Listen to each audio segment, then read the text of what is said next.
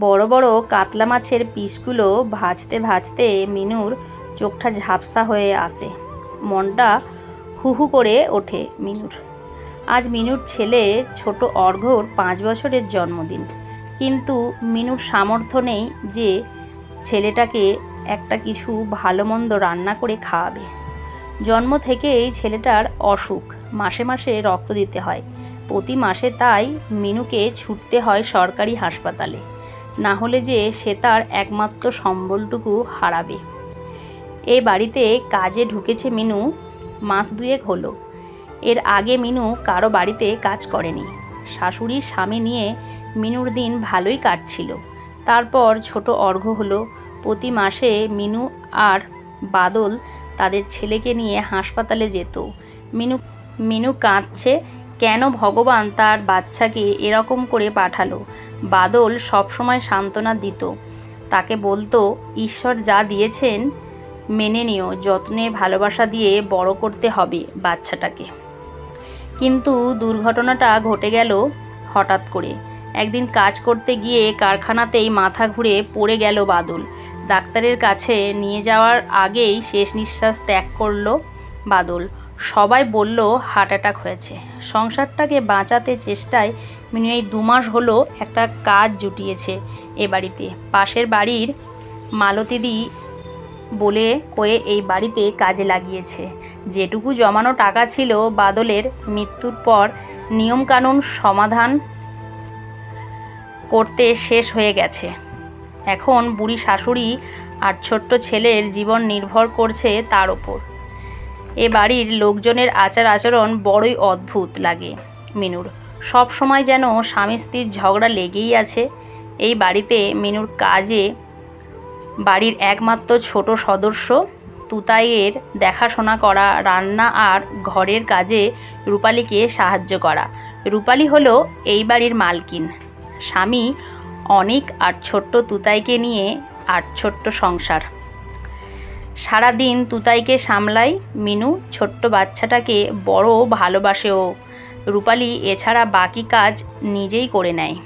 বাদল বেঁচে থাকতে অর্ঘ্যর জন্মদিনে রাতে ফেরার সময় একটু পায়েসের চাল আর মাংস আনতো। মিনু খুব যত্ন করে রাঁধত পায়েস করে খেতে, ছেলেটা খেত ওই দিন। কিন্তু এখন যা পরিস্থিতি, দুবেলা দুমুঠো ভাতের জোগাড় করতেই হিমশিম খেতে হয় মিনুকে। কিন্তু মন যেন মানতে চায় না। প্রথমে ভাবলো 2 পিস মাছ লুকিয়ে নিয়ে নিই। এত মাছ, আর এ বাড়িতে তো দাদাবাবু ছাড়া কেউই মাছ খেতে চায় না। মাছ তো সব ফ্রিজে পড়ে থাকে সব সময়। কিন্তু পরক্ষণেই মনে হলো চুরি করা মহাপাপ। চুরির জিনিস নিয়ে সে তার ছেলেকে খাওয়াতে পারবে না। দোটানায় পড়ে গেল মিনু।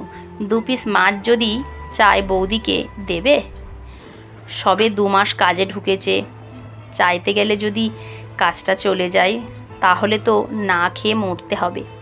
দাদাবাবু বৌদিকে সব সময় গম্ভীর লাগে, খুব কম কথা বলেন ওনারা। বৌদি তো সারাদিনের কাজের কথা ছাড়া কিছুই বলে না। কিছু করবে, কি যে করবে এখন মিনু। এমনিতেই ছেলেটার অসুখ, ভালো কিছু খেতে দিতে পারে না ও। নাও মিনু এবার সিদ্ধান্ত নিয়েই নিল। 2 পিস মাছ ভাজা প্লাস্টিকে জড়িয়ে রেখে দিল সবজির খোসার মধ্যে। ভাবলো সময় মতো বার করে নেবে। তারপর তুতাইকে ঘুম পাড়াতে গেল। মিনুদি বলে ডাক দিল রূপালী। বুকটা ধুকপুক করে উঠল মিনুর। যা ভয় পেয়েছিল তাই হয়েছে। ভাজা মাছ সবজির খোসার মধ্যে কেন? আমি পরিষ্কার করতে এসে দেখলাম। এইবার মিনু হাও মাও করে কেঁদে উঠল। কাকুতি মিনতি করে বলল, বৌদি ছেলেটার আজ জন্মদিন, জানো তো খুব গরিব আমরা, তাই আমি চুরি করেছি একটু খাওয়াবো বলে ছেলেটাকে। দয়া করে আমাকে তাড়িয়ে দিও না, না খেতে পেয়ে মরে যাব। রূপালী প্লাস্টিকটা মিনুর হাতে দিয়ে বলল, এটা নিয়ে বাড়ি যাও মিনুদি। সারা রাস্তা চোখের জল ফেলতে ফেলতে বাড়ি এলো মিনু। জীবনে কখনো এরকম পাপ কাজ করতে হবে ভাবেনিও। বাদল একজন সৎ মানুষ ছিল, তার বউ হয়ে চুরি করেছে। সে খুব অপরাধী মনে হলো নিজেকে। কিন্তু বাড়ি এসে ওর চিন্তা হতে লাগলো, কাজটা বোধহয় আর থাকবে না। ছেলেটাকে একটা কাঁচা জামা পরিয়ে ও মাছ পিস দুটো রান্না করতে বসলো আনমনে। হঠাৎ কিঞ্চিত বেড়ার সামনে বড় গাড়ির হর্নের আওয়াজে শুনল। ছুটে বেরিয়ে দেখলো দাঁড়িয়ে আছে রূপালী, ছোট্ট তুতাইকে কোলে নিয়ে, হাতে একটা ক্যারি ব্যাগ। তড়িঘড়ি ছুটে মিনু ওদের ভেতরে নিয়ে এলো। বসতে বলল রূপালী। কত দূরে গো বাড়ি তোমার মিনুদি? কত খুঁজে খুঁজে তারপর এলাম। তারপর কই আজকের বার্থডে বয় কই? মিনু পাশের ঘর থেকে অর্ঘ্যকে আনলো। রূপালী ওকে অনেক আদর করলো, নতুন জামা প্যান্ট পরিয়ে দিল। তারপর সবাই মিলে কেক কাটা হলো। যাওয়ার সময় রূপালী দুটো টিফিন কৌটো দিয়ে দিল। মিনুদি, একটু মাংস আর পায়েস বানিয়েছি অর্ঘ্যর জন্য, ওকে দিও। মিনুর চোখ দিয়ে জল গড়িয়েই পড়ল। ওই মিনুদি একদম কাঁদবে না, আর কাল সময় মতো চলে এসো। গম্ভীর চুপচাপ রূপালীকে অন্যভাবে খুঁজে পেল মিনু। 3-4 মাস কেটে গেছে। মিনু রোজ কাজে যায়। ভালো কিছু রান্না হলে রূপালী বলে বেশি করে করতে। যাওয়ার সময় মিনু, রাতের খাবারটা নিয়ে যাও বাড়ি। মিনু দেখে রোজকার অশান্তি হয় ও বাড়িতে। সকালে কথা শুনে বোঝে রাতে দাদাবাবু মাতাল হয়ে বাড়ি ফেরে, আর অন্য এক মেয়ের সাথে তার সম্পর্ক। তাই নিয়েই দুবেলা অশান্তি লেগেই থাকে সংসারে। মারধরও করে রূপালীকে। শরীরে কালশিটে দাগ লক্ষ্য করে মিনু। রূপালীর ফর্সা গায়ে প্রায়ই চোখের জল ফেলে রূপালী গোপনে।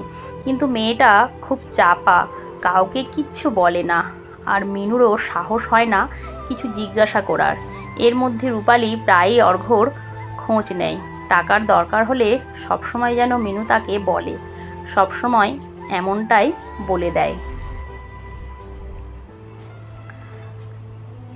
এইভাবে বেশ কিছুদিন কেটে গেল। একদিন সকালে মিনু কাজে এসে দেখল প্রচণ্ড ঝামেলা হচ্ছে। মিনু তুতাইকে নিয়ে সরে গেল। অসহায়ের মতো কি করবে ভেবে পেল না। জোড়োসোড়ো হয়ে গেল। কিছুক্ষণ পর মিনু দেখল বেরিয়ে যাচ্ছে অনেক। এরপর রূপালী এসে ছুটে ছেলেটাকে একটু আদর করে বলল, তুতাইকে দেখো মিনুদি, বলেই নিজের ঘরের দরজা বন্ধ করে দিল। মিনু বারবার দরজা ধাক্কে, দরজা খুলল না। মিনু কি করবে এখন? কিছুই বুঝে উঠতে না পেরে ছুটে গিয়ে ডেকে আনলো পাশের ক্লাবের ছেলেদের। দরজা ভেঙেই দেখল রূপালী শেষ করে দিতে যাচ্ছিল নিজেকে। ছুটে এসে মিনু বলল, কি করছো এসব পাগলের মতো? মিনুকে জড়িয়ে ধরল রূপালী। হাওমাও করে কেঁদে উঠল। বলল, মিনুদি আমাকে বলেছে এ বাড়ি থেকে চলে যেতে, ডিভোর্স দিতে। বাপ মা হারা মেয়ে আমি। এই ছোট্ট বাচ্চাটাকে নিয়ে কোথায় যাব বলো তো? এতদিন সহ্য করেছিলাম, কিন্তু আজ বলেছে ডিভোর্স পেপারে সই না করলে আমার ছোট্ট তুতাইটাকেও বাঁচতে দেবে না। চোখের জল মুছিয়ে মিনু বলল, কে বলেছে বোন তোর কেউ নেই? এই দিদি আছে তোর পাশে। সব সময় থাকতে পারবি তো আমার বস্তির বাড়িতে? চোখের জল যেন আর থামতেই চাইছিল না রূপালীর। মিনু বলল, ওই লোকটার সাথে আর থাকতে হবে না তোকে, তুই আমার সাথেই চল। সেই দিনই ছোট্ট তুতাই আর রূপালীকে নিয়ে বাড়ি ফিরে মিনু। প্রথম কয়েকটা মাস একটু কষ্ট করে কাটালো। তারপর রূপালী বিভিন্ন জায়গাতে চাকরির চেষ্টা করে একটা প্রাইভেট কোম্পানিতে চাকরি পেল। মিনুর শাশুড়ি খুব স্নেহ করেন রূপালীকে।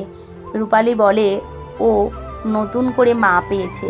বেশ কিছু বছরের মধ্যে জমানো টাকা দিয়ে ওরা একটা ছোট্ট বাড়ি কিনল। রূপালী এখন রোজ অফিস যায়, বাজার বাড়ির কাজ সব দেখাশোনা করে মিনু। একটা সেলাই মেশিনও কিনে দিয়েছে। মিনু ওটাতে কাজ করে অবসর সময়ে। আর মিনুর শাশুড়ি মা 2 নাতিকে নিয়ে সারা দিন ব্যস্ত হয়ে থাকেন। অর্ঘ্যর ওষুধ ডাক্তার সব দায়িত্ব রূপালী নিয়েছে, সবসময় সে খেয়াল রাখে। রূপালী যেন নতুন করে জন্ম হলো, নতুন পরিবার পেল সে। রূপালী চাইলে তার স্বামীর বিরুদ্ধে মামলা করতে পারত, সম্পত্তি পেতে পারত, কিন্তু ঘৃণ্য ওই মানুষটার থেকে কিছু পাওয়ার আশা সে করে না। আজ বাজার থেকে কাতলা মাছ এনেছে মিনু। ভাসতে ভাসতে অতীতের কথা ভাবছিল ও। দিদি, ও দিদি, অর্ঘ্য তুতাইকে মাছ ভাজা দাও, ওদের খাওয়া যে শেষ হয়ে এলো। মিনু হাসলো। যাই রে, এই হয়ে এসেছে আমার। মিনু ছুটল মাছ ভাজার থালাটা নিয়ে।